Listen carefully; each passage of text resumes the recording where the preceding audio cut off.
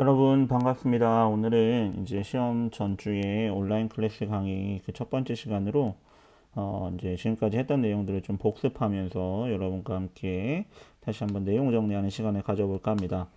우선은 우리 이제 진도를 끝내지 못한 반 학생들을 위해서 8페이지 내용을 조금 먼저 정리할 거고요.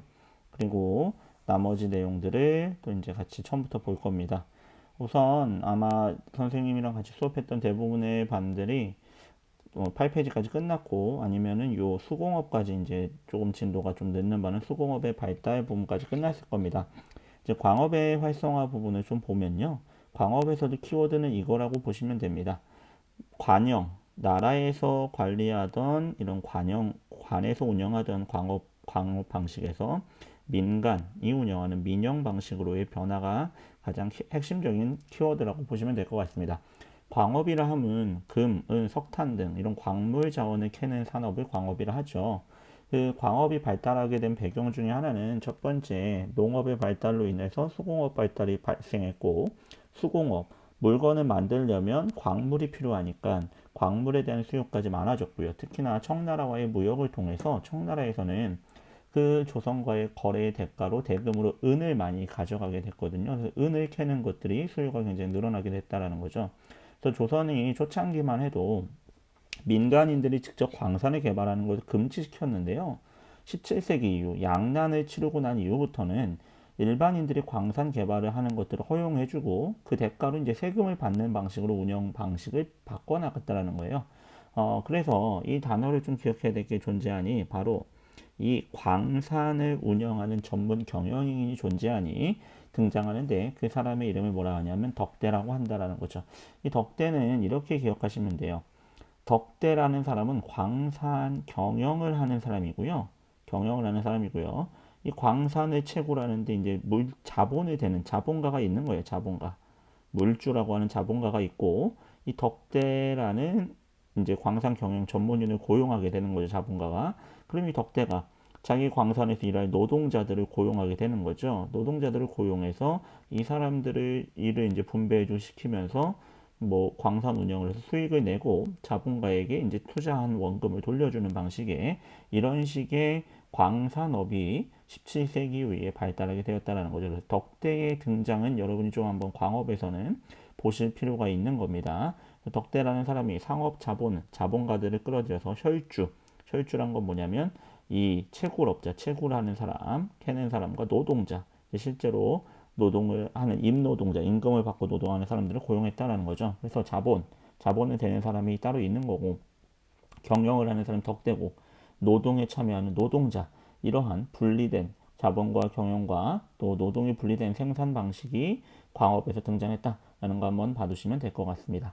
그 다음에 이제 6번은 상품화폐 경제의 발달이라서 양난 이후에 조선의 경제의 핵심적인 단어가 바로 상품화폐 경제라는 단어라고 했죠. 상품화폐, 상품을 거래함에 있어서 사람들은 화폐를 사용하기 시작했다라는 겁니다. 기본적인 개념은 이렇게 이해하시면 될 것 같고요.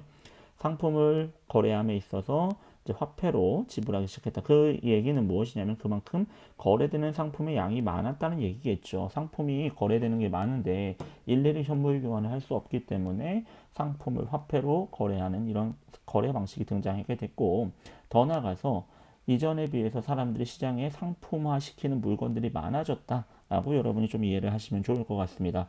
그래서 조선 정부는 초창기에는 중농 정책, 제가 처음에도 말씀드렸듯이 유교 국가인 조선에서는 농업을 가장 중요한 산업으로 생각해서 농사를 중시하는 정책, 그걸 중농 정책이라고 하고요. 상업을 어느 정도 통제하는 방향으로 경제 정책의 방향을 삼아왔습니다. 그리고 서울에 있는 시장을 뭐라고 하냐면 시전이라고 그러고요. 이 시전에서 물건 파는 사람은 시전 상인이라고 하는데, 시전은 뭐 서울에 곳곳에 존재했는데요. 이 시전 상인들에게는 물건을 상업할 수 있는 권리를 줍니다. 예를 들면 시장에 이런 가게를 내는 거죠. 가게를 내고 그 사람들은 이제 허가받고 물건을 팔 수 있게 해주는 거죠. 대신 그 대가로 뭐냐? 이 시전 상인들은 나라에 세금을 납부하는 거였죠. 이런 방식으로 허용된 사람들에게만 상업을 허락했던 게 이제 조선의 초창기의 정책이었다라는 거죠. 그러다가 양난 이후에 사람들은 점차 도시에 몰려 살게 돼요. 왜냐하면 농업 생산력이 올라가고 그 중에 하나의 배경은 이제 모내기법의 발달이었고 그로 인해서 상품의 거래가 활발해지니까 상품의 거래가 많은 것들은 주로 어디서 일어나겠어요? 사람들이 많이 사는 도시. 그럼 물건을 팔기 위해서 사람들은 더 많이 도시로 몰려들게 되는 거죠. 그리고 농업과 수공업은 시간이 지남에 따라서 수요가 많아지니까 더 많이 생산력이 올라가게 되는 거죠. 그로 인해서 이러한 상품화폐 경제가 활성화되게 되는데요. 이 상품화폐 경제의 발달을 촉진했던 크게 두 세력이 있으니 바로 누구였냐면 하나는 공인이라고 불리는 상인들과 사상이라고 부르는 상인들인데 공인은 이렇게 이해하시면 되죠. 별표 쳐놨어요. 대동법이 등장하면서 나라에 필요한 물건을 조달했던 상인들이 공인이었다고 우리가 배웠습니다. 그렇죠? 나라의 관수품이라고 하죠. 공공기관에 필요한 물건을 대량으로 사서 갖다 주던 사람들, 이 사람들이 공인이었어요. 그로 인해서 공인들이 대량으로 물건을, 상품을 사고 거래하다 보니 상업이 발달하게 되었고요. 이런 공인과는 좀 별도로 개인의 상업 활동을 하던 사람들, 개인이 상업 활동을 하던 사람들을 우리는 사상이라고 합니다. 사상. 그냥 개인 사자입니다. 개인이 물건 파는 사람들인데요. 이 사람들은 이제 공인과 또 서울에서 허가받았던 상인인 시전 상인들과는 또 별개로 이제 상품 화폐 경제 발달로 인해서 지역마다 또 이렇게 성장했던 사상들이 좀 있었다라는 거죠. 그래서 이 사상들은 일단은 기본적으로 이 시전 상인과 공인과는 다른 그냥 상인이다. 일반 개인이 물건을 파는 상인이다. 라고 이해하시면 될 것 같고요. 서울에 6가지 물건을 전문적으로 취급하던 시전이 있었어요. 그 시전이 바로 6이전이라고 해서 6가지 물건을 전문 취급하는 시전이었습니다. 시장이었다는 거죠. 서울에 있던. 근데 정부에서는 아까 말했듯이 이 시전 상인들은요. 시전 상인들은 나라에 세금을 내고 자리를 잡고 물건을 파는 사람들이라고 그랬잖아요. 자리 이제 가게를 내서 시장 안에서. 근데 이 사람들은 어떠한 권한을 부여받았냐면 세금을 내는 대가로 여러분 난전이라는 게 뭐냐면 어지러울 난자에 그냥 난장판처럼 오늘날 치면은 이제 길거리에서 허가받지 않은 사람들이 그냥 물건을 파는 그런 것들을 난전이라고 불렸습니다. 조선 후기 양난 이후에 상품 거래가 활발해지면서 상업이 발달하니까 허가받지 않은 사람들이 물건을 내다 파는 일들이 많아졌다라는 거죠. 근데 예를 들면 나는 나라에 세금을 내고 시전해서 해산물을 파는 상인입니다. 근데 내가 파는 시장 앞에 그냥 오늘날 지금 무허가 시장이 난전이 생겨서 이 사람 저 사람 와서 해산물을 막 팔기 시작해서 내가 판매하는 데에 지장이 생겨요. 그럼 나는 세금도 납부하고 합법적으로 장사를 하는 것을 허락받았는데 내가 손해가 점점 커지겠죠. 그래서 이 시전 상인들에게는 이러한 난전을 금지할 수 있는 권한, 그걸 금난전권이라고 합니다. 난전을 금지할 수 있는 권한을 줬었습니다. 그래서 이 상업 활동에 대해서 어느 정도 정부가 통제를 했었다고요. 통제를 했었는데 이 금난정권이란 건 어떤 게 있냐면 시전 상인이 자기가 파는 특정한 물건을 난전, 허락을 받지 않은 사람들이 막 여기서 길에서 팔잖아요. 그럼 신고한 다음에 감독 관청에 신고한 다음에 이 사람들의 물건을 자기가 압류할 수 있는 권한들도 있었습니다. 이래서 이 난전으로부터 시전 상인을 보호하기 위한 게 금난정권이었는데 한편으로는 이 금난정권의 존재로 인해서 자유로운 상업 활동에 제약이 있었다라는 거죠.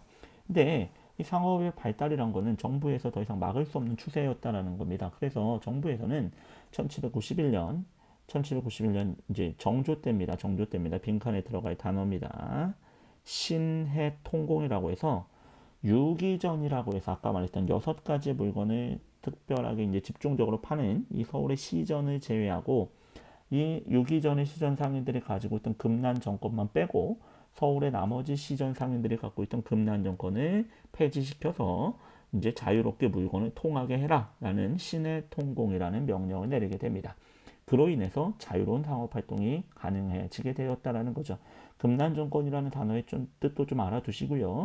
신의 통공의 의미도 좀 알아두십시오. 신의 통공은 유기전을 제외한 시전 상인들, 그러니까 유기전의 상인들은 여전히 금난 정권이 보호받고 있었던 겁니다. 신의 통공 이후에도 그 부분은 좀 캐치를 하셔야겠죠.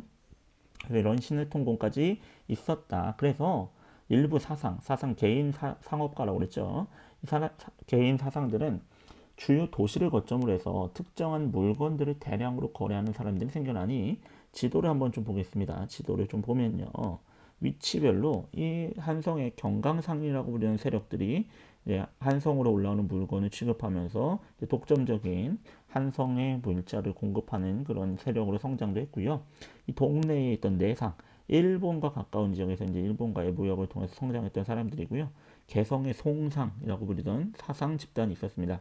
이 사람들은 뭐 하냐면 이제 개성에서 인삼 같은 게 굉장히 유명했고요. 또 하나는 청나라와 가까운 국경을 맞대고 있는 의주의 만상이라고 불리는 이러한 몇몇 지역에 몇몇 도시를 거점으로 해서 특정 물건을 독점적으로 공급하는 사상들이 성장해 나가기 시작했습니다. 그래서 이런 상인들을 뭐라고 그러냐면 그죠? 독점적인 상인데 특정 물건에 대해서 독점적인 권한 행사는 도매상인. 도매란 건 여러분 많은 양을 거래한다는 뜻이에요. 그렇게 성장한 상인들을 뭐라고 그러냐면 도고라고 불렀습니다. 도고.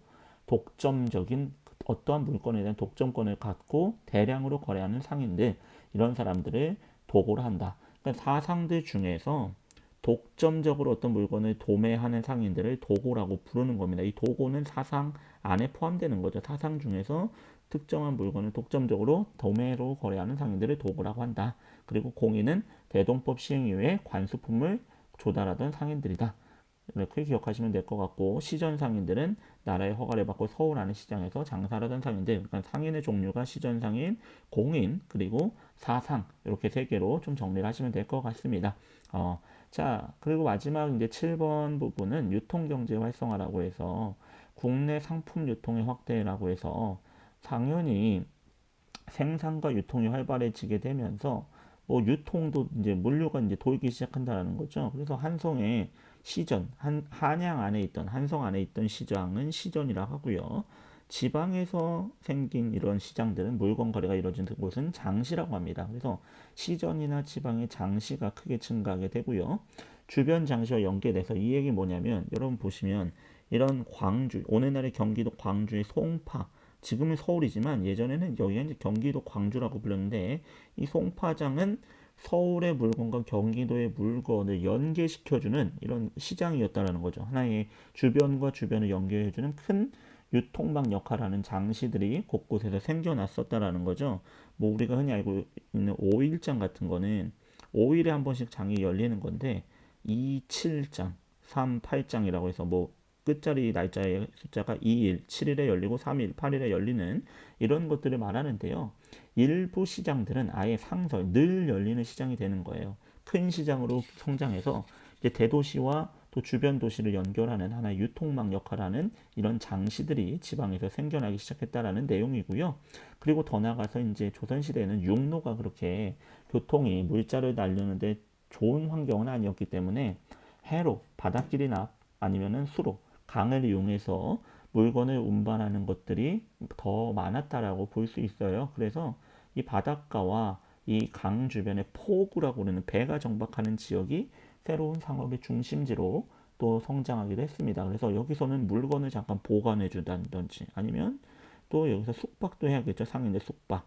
그리고 돈이 없을 때는 뭐 거래 대금을 빌려주는 뭐 대부업 같은 것까지 하면서 이 포구에서 상업 활동이 또 활발하게 일어나는 것들도 이제 조선 후기 하나의 상업의 특징이다라는 거죠. 상품 유통의 거점. 그래서 물건과 물건을 서로 바닷길 근처에 있는 포구에서 만나서 거래를 하는 중간 매개 역할까지도 했던 기능이 이제 포구에 있는 건데요. 예전 교과서에서는 이러한 것들을 뭐 객주, 여각이라고도 불렀습니다. 객주, 여각이라고 불리는 포구를 중심으로 한 상업 활동을 했던 상업 세력도 있었다라는 거 한번 보시면 될 것 같습니다. 객주, 여각은 모르셔도 돼요.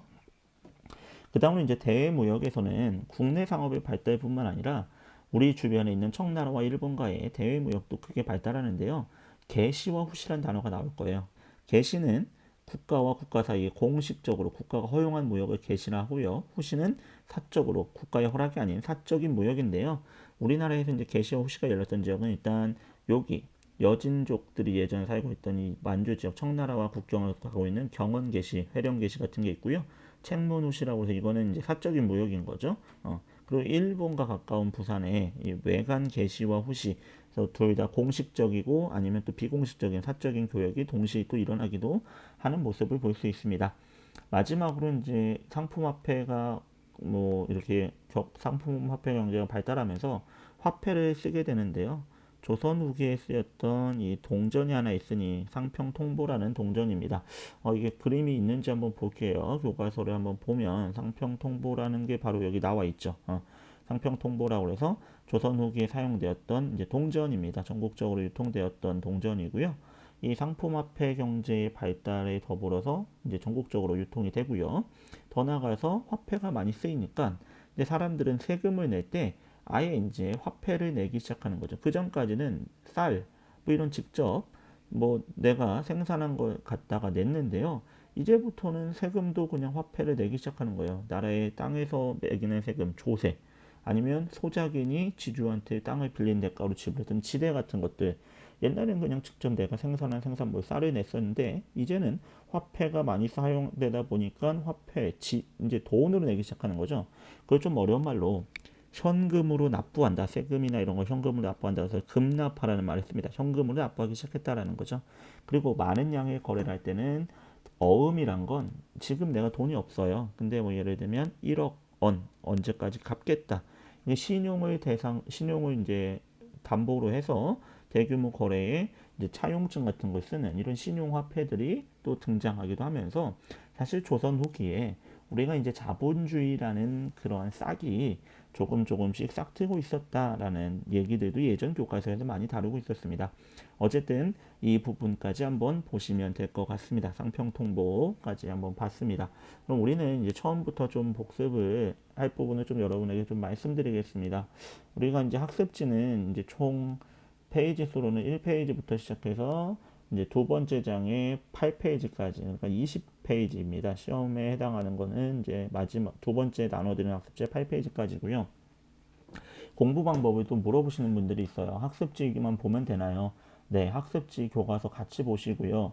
특히나 이 학습지에 보시면 교과서의 몇 페이지에 있는 지도를 보세요. 아니면 몇 페이지에 있는 어떤 자료를 보세요라고 써진 부분의 교과서 내용들은 꼭 보실 필요가 있는 것입니다.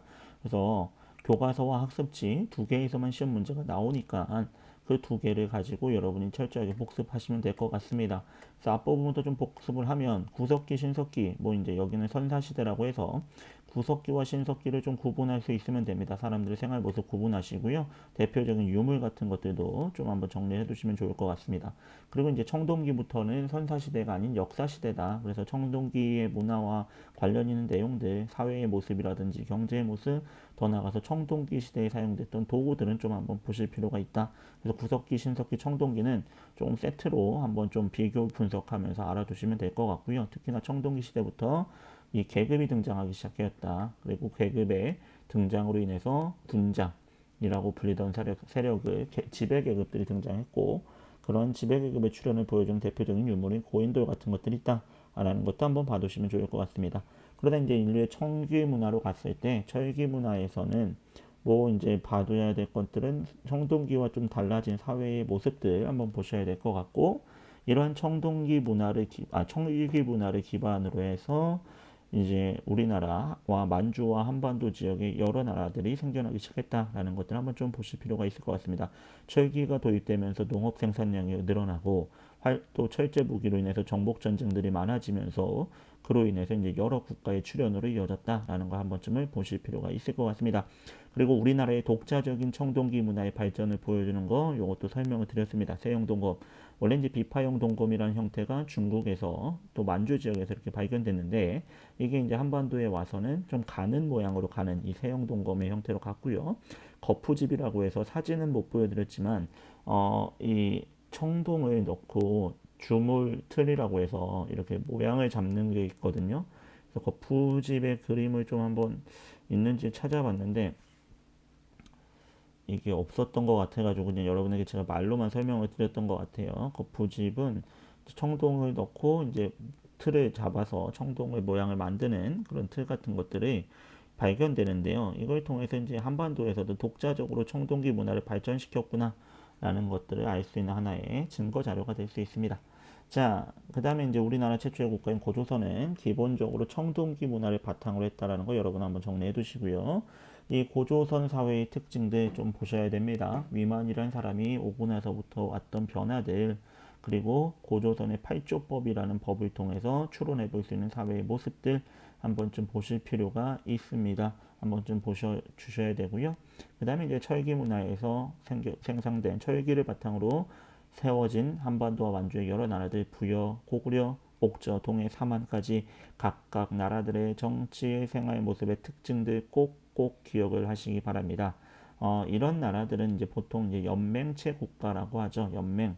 여러 세력들이 하나의 연합체로 묶여있던 연맹체 국가에서 우리가 흔히 말하는 고대 국가로 발전했던 나라들은 이제 고구려, 백제, 신라 정도로 고대 국가의 다른 표현은 중앙 집권적 영역 국가인데 이 중앙 집권적 영역 국가인 고대 국가로 발전하게 됐던 몇 가지 특징들 선생님이 설명드렸습니다. 왕권을 강화해서 왕위를 세습했고 더 나아가서 통치체제, 그래서 관리들의 등급과 관리들이 입는 옷, 공식 석상에서 입는 옷, 공복이라는 거죠. 그리고 율령이라고 불리는 고대의 법 제도를 정비하고 신분제 같은 것들을 통해서 이제 나라의 틀을 잡아갖고 더 나가서 백성의 사상, 수용 사상의 하나의 통제와 통일을 위해서 불교를 받아들였고 마지막으로 활발한 정복 활동을 통해서 자신의 왕권의 정당성을 확보해 나갔다. 그래서 부여와 가야 같은 나라는 연맹체 국가에서 멸망, 나머지 고구려 백제 신라인 3국은 고대 국가로 발전했다라는 거 한번 봐두실 필요가 있을 것 같습니다. 그리고 이제 그 다음 페이지에 있는 고대 국가의 통치 체제에서 고구려는 5부, 뭐 신라는 6부 이렇게 해서 부라는 게 예전 이제 하나의 부족 단위의 생활 단위라고 보시면 되는데 이 각 부의 대표들이 자기가 원래 통치하고 있던 부에서는 독자적인 관리를 두고 자기적으로 통치하다가 왕은 그들의 그냥 얼굴을 대표하는 나라를 대표하는 그냥 얼굴 마담이었다. 왕은 대외적인 활동과 군사 활동 같은 것들을 주도했고 주요 정책은 부의 대표들과 합의하여서 결정했었다. 그러다가 차츰차츰 왕권이 강화되면서 부의 대표들은 왕 밑에 중앙에 관리, 귀족으로 편입이 되게 되고 왕권이 강화되고 왕권에 의한 통치가 이루어지는 고대 국가로의 발전이 이루어지게 됐나. 그래서 각국의 고구려 백제 신라의 중앙 집권적 국가로의 발전의 기틀을 잡았던 왕들, 고구려의 태조왕, 백제의 고이왕, 신라의 내무랑 아까 어떤 거 했는지를 좀 보라고 말씀을 다시 한번 드리고 싶습니다. 통치체제의 정복 과정들을, 통치체제 정비 과정에 어떤 것들이 있는지 다시 한번 좀 정리를 해두시면 좋을 것 같고요. 가야라는 나라는 이제 이 고대 국가로의 발전을 못하고 연맹체 국가에서 멸망하게 되는데 가야 연맹이라고 불리던 여러 가야들의 연맹체가 전기와 후기로 나뉘는데 전기는 이제 금강가야라고 김해 지역의 금강가야 그리고 후기는 이제 고령의 대가야라고 해서 이 가야 연맹의 주도권이 바뀌게 됐던 원인들을 한번 좀 보시라고 했습니다. 외의 침입을 격퇴하는 과정에서 이제 고구려의 광개 토대왕이 신라를 도와서 왜군을 격퇴해줬고, 근데 그 왜군과 그 당시 이제 가야가 긴밀한 관계에 있었어요. 가야 역시 신라를 견제하기 위해서 왜와 동맹 비슷하게 힘을 합쳐서 신라를 공격했던 상황이었기 때문에 왜군들이 가야 지역으로 피난을 광개토대왕을 공격받고 갈 수밖에 없는 상황이 이제 그 배경적인 요소는 가야와 왜가 같이 이제 신라를 공격했던 그런 배경이 있었던 거죠. 근데 그 과정에서 이제 금강가야가 쇠퇴하게 되고 대가야로 가야 연맹의 주도권이 넘어갔다. 광개토대왕의 공격을 받아서 좀 기억을 하시고 더 하나 기억하자면 가야에서 기억해야 될 것은 특히나 이 지역은 벼농사가 발달했고 그리고 철의 생산이 많아서 이 철을 한반도에 설치됐던 한나라의 예전의 군 중의 하나인 낙랑군과 일본에 수출하면서 중개무역을 통해서 번성을 누리기도 했었다라는 걸 기억을 해두시면 좋을 것 같습니다.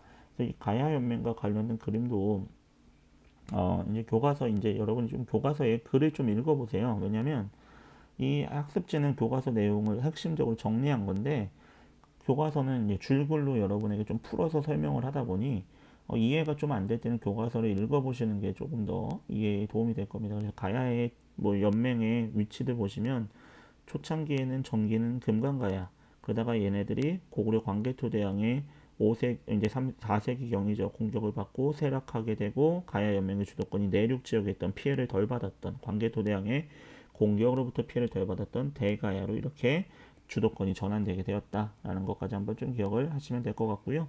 이게 그 당시 이제 가야 연맹에서 만들었던 쇠를 뭉쳐서 만든 덩이쇠라는 겁니다. 덩이쇠고 다양한 철로 된 유물들이 이 가야의 지역에서 발견이 되거든요. 그래서 이 지역이 예전부터 철 생산이 굉장히 활발했구나라는 것들을 보여주는 오늘날에 남아있는 유물인 거죠. 자, 이제 그 다음으로 봐야 될 게 바로 이제 이 삼국의 경쟁 부분입니다. 본격적으로 삼국이 고대 국가로의 기틀을 마련한 이후에 4세기부터 삼국 간의 경쟁들이 전개되는데 요거는 세계별로 잘 나갔던 나라 그리고 그 잘 나갔던 전성기를 이끌었던 나라별 왕과 이걸 알아두라고 했습니다. 지도를 좀 보라고 그랬습니다. 백제가 잘 나갈 때의 지도, 4세기의 지도, 그리고 5세기의 고구려가 잘 나갈 때의 지도, 그리고 6세기의 신라가 잘 나갈 때의 지도를 여러분이 좀 각각 정리를 해 두실 필요가 있다라는 거죠. 각각의 내용들을 한번 좀 봐두실 필요가 있고요.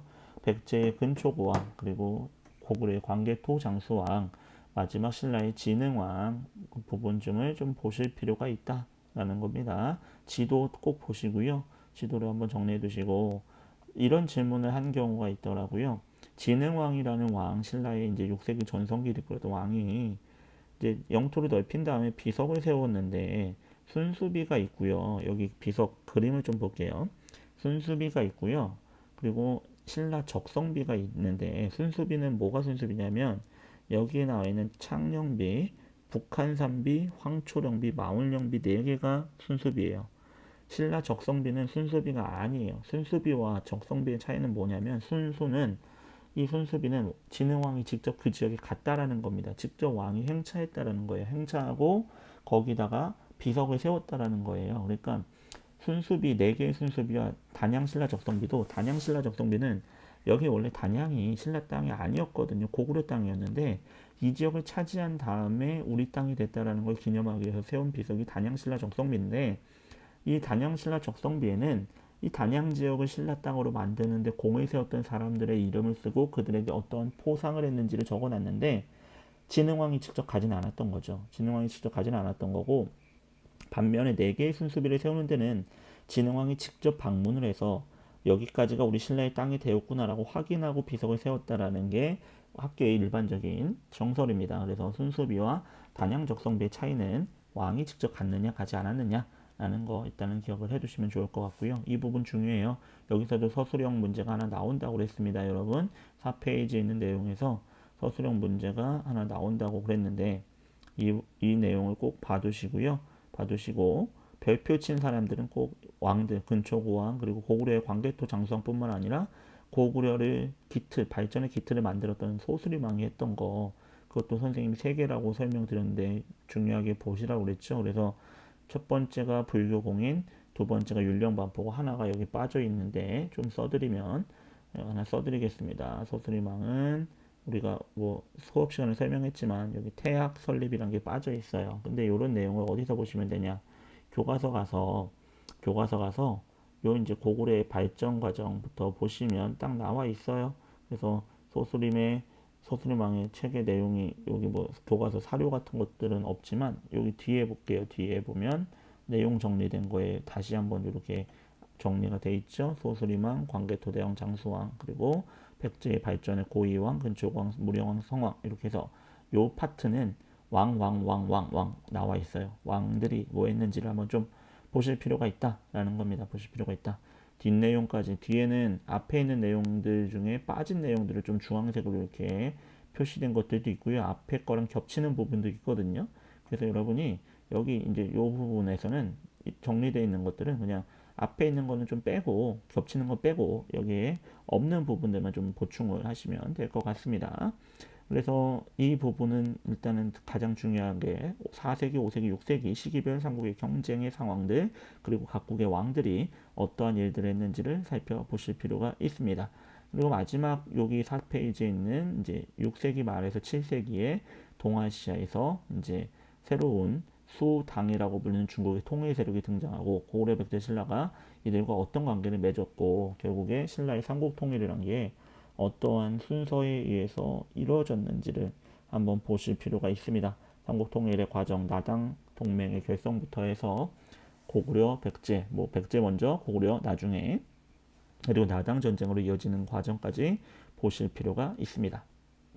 그 다음에 5페이지는 이제 통일이 된 이후에 남쪽에는 신라 그리고 북쪽 옛 고구려 땅에는 고구려의 유민과 말갈족들을 중심으로 해서 발해라는 나라가, 그래서 우리 민족의 나라가 남쪽의 신라, 북쪽의 발해 두 개인 남북국 시대를 맞이하게 됐던 거에 대한 내용입니다. 그래서 신라의 상황들은 보는 거 1번이고, 그 다음에 이제 발해의 상황을 보는 거 두 가지를 좀 같이 보셔야겠죠. 신라는 어떻게 발전했고 발해는 어떻게 세워졌고 어떻게 발전해 갔는지 보시면 될 것 같고요.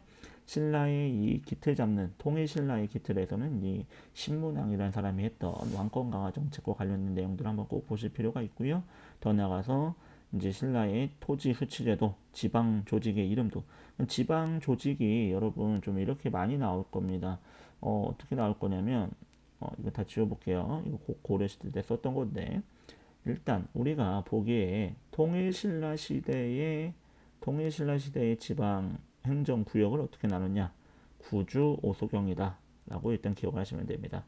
9개로 전국을 주로 나누고 소경이라고 해서 수도인 경주가 한반도의 동남쪽에 치우친 걸 보완하기 위해서 5개의 특수행정구역인 소경을 설치해서 그 지역을 뭐 예를 들면 뭐 예전에 백제 사람들, 가야 사람들, 고구려 사람들을 뭐 이주시켜서 살게 하면서 감시 플러스 이제 문화와 또 뭐 경제 뭐 이런 것들을 중심지로 삼고자 해서 수도의 치우침을 보완하고자 했던 게 오소경입니다. 그러면 통일신라 이후에 생겨진 이제 발해를 먼저 봐야겠죠. 발해가 같은 시대에 있었으니까. 발해 같은 경우는 좀 신라보다는 복잡한데 경이 수도 경자인데 5개가 있고요. 15부 62주 이렇게 나와 있어요. 오경 15부 62주라고 나와 있을 겁니다. 그리고 고려 같은 경우는 이 오도 양계라고 우리가 배웠을 겁니다. 일반 행정구역인 오도와 군사특수구역인 양계로 나눠진다. 그리고 조선 같은 경우는 우리가 이제 배운 조선은 팔도라고 기억을 하면 되죠. 팔도. 이게 이제 여러분 이런 식으로 한번 좀 정리를 해보실 필요도 있어요. 지방 조직, 각 시기별로 지방 조직을 하나로 쭉 보시고 정리해 보시는 것도 필요하겠죠. 이런 식으로 주제를 잡아서 한번 내용을 좀 정리해 보시는 것도 뭐 내용 정리에는 굉장히 도움이 될 거라고 생각을 합니다. 그래서 뭐 발해의 지방행정 5경 15, 62조 요거는 좀 복잡하긴 하지만 우리가 배운 나라들이 이 지방행정을 배울 구분할 나라들이 몇 개 안 된다는 거 한번 보시고요. 내용 정리해 보시는 것도 좋을 것 같습니다. 그리고 이제 마지막 신라 말에서는 이제 무열왕계의 왕위 계승이 끝난 다음부터는 왕 자리를 두고 서로 치열하게 쟁탈전이 벌어지게 되고 그로 인해서 사회만 혼란이 발생했다. 그리고 지방에서 독자적인 세력을 가지고 있던 호족들이 성장했고 또 신분적인 한계 때문에 출세에 대해서 제약을 받았던 육두품 세력들이 신라에 대한 반감을 가지고 결국에 이 호족과 육두품이라는 세력들이 주도해서 결국에 새로운 사회를 만들려고 하는 움직임들이 생겨나고 그것이 후삼국으로 이어졌다라는 거, 후삼국으로 이어졌다는 거 좀 기억을 하실 필요가 있습니다. 그리고 이제 발해에서 봐야 될 것은 이 발해의 성장 과정 요거를 좀 정리를 하실 필요가 있죠. 각각의 왕들이 어떤 것들을 했는지를 좀 다시 한번 순서대로 좀 정리하실 필요가 있어요. 무왕이 어떤 걸 했고 문왕은 뭘 했고 선왕 때는 어떤 일들이 있었는지 이런 내용을 좀 정리하실 필요가 있습니다. 무왕의 이름은 뭐 대흠무고요. 뭐 본명은 대시, 얘네들 대시니까 대흠무.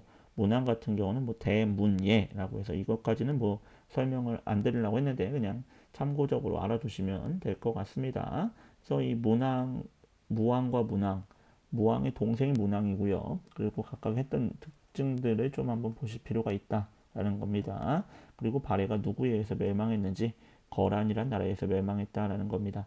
여기 보시면 이제 신라와 발해에 대해서 표로 좀 정리가 되어 있고요. 앞에 없는 내용들이 조금 있을 거예요. 근데 선생님이 설명을 아마 드렸을 겁니다. 집사부라고 해서 이 신라의 통일신라의 행정기구 중에 왕명을 전달하는 왕의 비서기관 그리고 사정부 이것도 아마 설명을 드렸던 걸로 알고 있고요. 신라말 대표적인 농민봉기는 원종과 애노에낭 이런 것들도 설명을 드렸던 것 같습니다.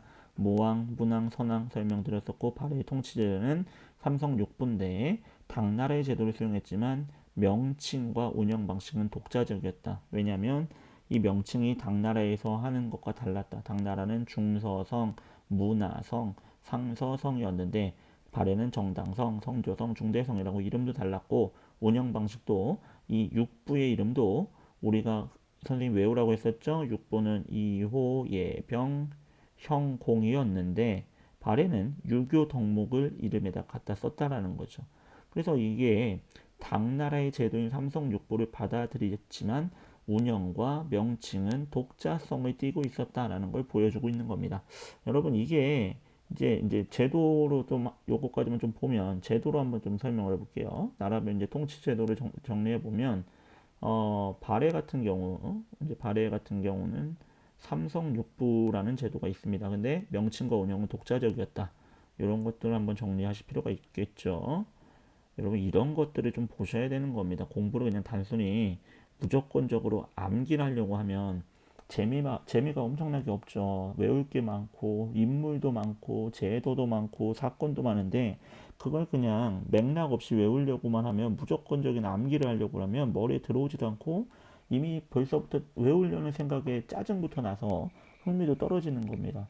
그러면 어떻게 하냐면 제가 아까 말씀드린 것처럼 주제별로 나라별로 지방행정조직은 어땠을까? 아니면 나라별로 통치체제는 어땠을까?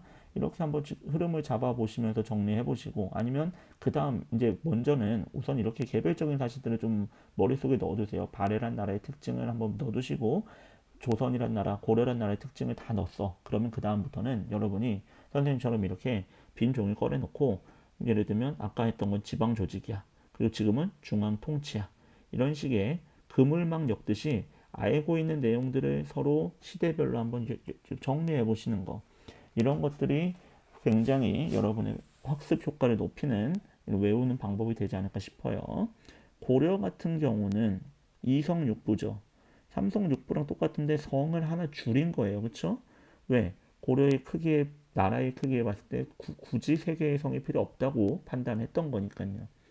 그래서 조선으로 그 다음 넘으면 조선 같은 경우는 핵심 기구는 의정부고 의정부 밑에 6조라는 실행 부서가 있는 거죠.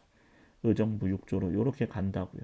물론 이 안에서 디테일하게 무슨 여기에 그 의정부 외에도 우리가 흔히 배웠던 홍문관, 사관원, 사원부 같은 3사, 뭐 의금부 이런 것들이 이제 여기다 사례 하나씩 붙여 나가 보시면 되는 거죠. 이런 식으로 살 붙이기를 해보시면 재미없는 역사, 무조건 암기, 딸딸딸딸딸 외우는 그런 역사 암기는 되지 않을 수도 있을 거라고 생각을 합니다. 어, 일단은 오늘은 첫 시간이니까 여러분들 여기까지 좀 내용을 같이 정리를 하도록 할 건데요. 어, 이 유학 5페이지, 7페이지의 유학 내용만 좀 보죠. 유학 내용 간단하니까요. 유학 장려와 관련된 거는 이제 고구려 백제 신라가 각각 유학에 어떤 장려를 하는 흔적들이 있었냐. 고구려 소수림왕의 태학 그리고 지방에는 경당을 세웠다. 근데 요 내용과 또 백제에서는 뭐 오경 박사라고 해서 오경 박사가 뭐냐면 유교에서 중요하게 생각하는 경전 5가지가 있어요. 뭐 시경, 서경, 춘추, 예기 뭐 이런 5가지가 있거든요. 역경 해가지고 예기, 춘추 해서 이 5가지 경전의 전문가들을 오경 박사라고 하는 거죠. 각각의 경전에 대한 전문가예요. 그게 이제 오경의 박사들인데 이 사람들을 설치해서 그 경전을 가르칠 수 있고 연구할 수 있게 만들어 놓은 거죠. 그래서 이 오경 박사 밑에 이 계속해서 유교 경전을 연구하는 사람들이 있었다라는 거고요. 이 백제가 일본의 유교를 전해줬다라는 흔적들도 나와 있고요. 신라 같은 경우는 임신서기석이라는 거 이거 설명드렸을 거예요. 그리고 진흥왕 순수비에도 유교 경전의 내용들이 인용되어 있다. 이걸 통해서 삼국은 각각 이 유학이라는 것들을 장려하고 있었구나라는 걸 알 수 있다. 유학이 왜 중요했냐? 유학은 정치에 있어서 국가 통치에 굉장히 유용했다라는 거죠. 임금에 대한 충성, 더 나가서 백성들의 삶을 안정적으로 추구하는 것들을 이상으로 삼았던 이념이기에 이 유교가 결국에는 국가의 통치 이념으로 굉장히 적합했다. 삼국이 다 수용했다라는 거죠. 남북국의 유학에서는 여기서 기억해야 될 게 이제 뭐 통일신라와 발해의 유교 정치 내용인데 신라의 이제 유학의 최고의 교육기관은 국학이었고 발해의 최고의 교육기관은 주자감. 이런 것들 한번 좀 내용을 다시 한번 보실 필요가 있죠. 발해는 주자감, 신라 국학, 고구려 태학. 그리고 하나 더 추가해 볼까요? 고려는 뭘까요? 고려는 국자감. 조선은 뭘까요? 조선은 성균관입니다. 최고의 국가교육기관. 이런 것들도 한번 여러분이 뒤에 내용, 앞에 내용들을 한번 정리하면서 이렇게 연결해 보시면 내용 정리에 좀 더 도움을 얻으실 수 있을 거라 생각합니다. 그리고 이제 신라에 있었던 독특한 이 관리 선발 제도였던 독서 상품과라는 거, 유교 경전에 대한 이해도를 체크해서 테스트했다. 한번 봐두시고요. 뭐 발해 유학생과 신라 유학생들이 당나라 외국인 대상으로 하는 빈곤과 수석자를 놓고 경쟁했었다라는 것도 한번 보실 필요가 있고, 신라 말에는 이 유학을 공부했던 이 육두품들이 결국에는 신라에 대한 적대적인 태도를 갖게 되는 반신라적인 성향을 보이는 사람들도 있었고, 신라 사회의 개혁에 대한 희망을 접고 은둔하는 사람들도 있었고, 결국에 이 육두품 세력들이 가지고 있던 사상적 기반인 유학이 사회에 대한 개혁을 주장하는 사상으로 활용되기도 했었다. 그리고 새로운 시대의 방향을 제시하면서 결국에 일부 육두품 세력들과 지방에서 성장한 호족 중의 하나였던 이 왕건이라는 인물이 신라를 멸망시키고 새로운 고려라는 시대를 열게 되는 하나의 또 사상적 배경으로 유학이 자리 잡았다라는 내용까지 한번 보시면 될 것 같습니다. 어, 여러분 이 내용들이 한국사 내용들 되게 친숙합니다. 왜냐하면 지금 이 내용들 한번 봐두시잖아요. 나중에 뭐 여러분이 어떤 과목을 선택하실지 모르는 역사 과목들을 선택할 때 뭐 세계사를 배운 학생들 그 2학년 때 뭐 한국사와 세계사 다 배우면 이거 지금 다 동아시아에서 지금 또 수업하고 있는 내용들이거든요. 3학년 학생들 뭐 2학년 때 한국사 내용들 가지고 또 세계사 내용 가지고 수업을 하고 있어서 뭐 한번 봐두시면 나중에 여러분이 뭐 선택을 하실 때도 큰 도움이 될 거예요. 역사 과목에 대한 것들도 이해가 계속해서 반복되는 내용들이 나오면 이해하는데 조금 더 쉬울 수 있겠죠. 어쨌든 오늘은 일단 첫 번째 시간으로 7페이지까지 좀 봤습니다. 7페이지까지의 내용들을 우선 정리해 두시고요. 남은 시간은 여러분과 좀 질문하면서 질문 답변을 좀 받을까 합니다. 여러분들 좀 시험 범위가 너무 많다라고 생각하시는 학생들이 꽤 많은 것 같아요. 그래서 뭐 학습지 장수로 보면 한 뭐 페이지로는 20페이지 정도 되고 교과서로는 한 70여 쪽, 80여 쪽 되는 분량이다 보니까 어디서부터 공부해야 될지 좀 막막하고 양이 많다라고 인식하다 보니까 더 손대기 어렵지 않나라고 생각하실 텐데 어, 단시간 안에 여러분 뭐 무조건 다 100점을 맞을 수 있을 만큼 공부를 한다라는 거 보장은 못하죠. 그렇지만 지금 뭐 포기하기에는 저는 아직 이르다고 생각하고요.